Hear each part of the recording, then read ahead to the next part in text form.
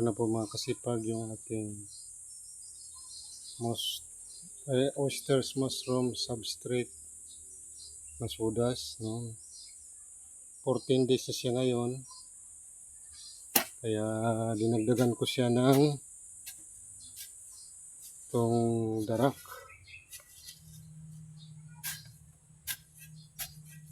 O rice bran. Rice bran siya. Tapos takpan ulit natin ito ng tolda sa loob ng 7 days ulit. Pagkatapos sa 7 days ay ipack na siya, no? Ilagay na siya sa fruiting bag.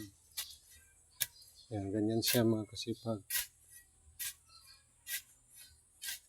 Masa-masahin lang po ito na parang pagmasa ng simento. Ganyan siya mga kasipag.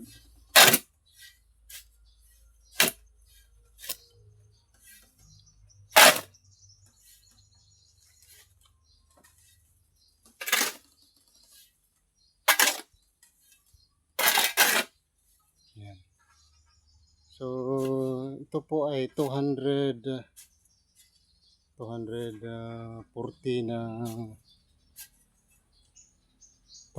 kilos na sodas. Yung sodas po nito mga kasipag ay combination ng halo-halo kasi ito. Coco lumber, palutsina at saka mahogany. Ayan. So binili po natin ito, no? Doon sa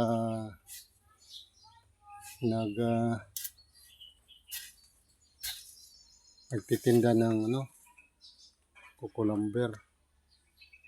Ayan mga kasipag. So yung nilagay nating apog is kasi siya, no?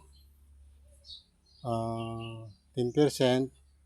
Nilagyan natin ito ng 24 kilos na apog.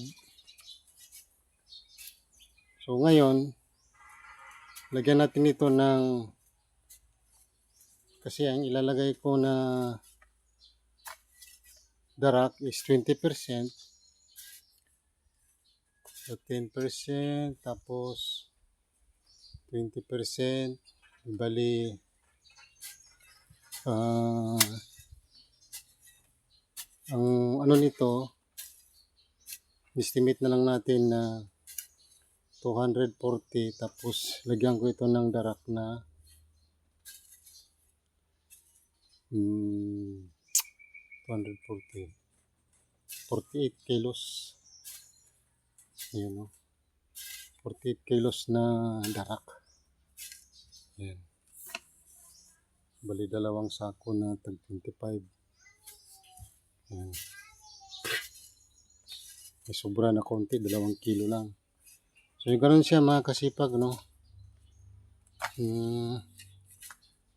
So ganyan siya. Dapat ihalo-halo siyang mabuti.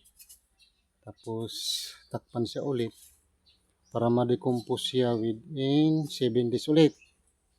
Para magiging 21 days na siya. Yan mga kasipag. So ganoon muna. Update ko na lang po kayo next time kung mag-bagging na tayo sa fruiting bag. Ganun siya mga kasipag, follow lang at saka subscribe, like na rin para ma-update ko kayo sa aking oysters mushroom, no? So marami na po pala tayong natinda doon sa nagawa nating fruiting bag.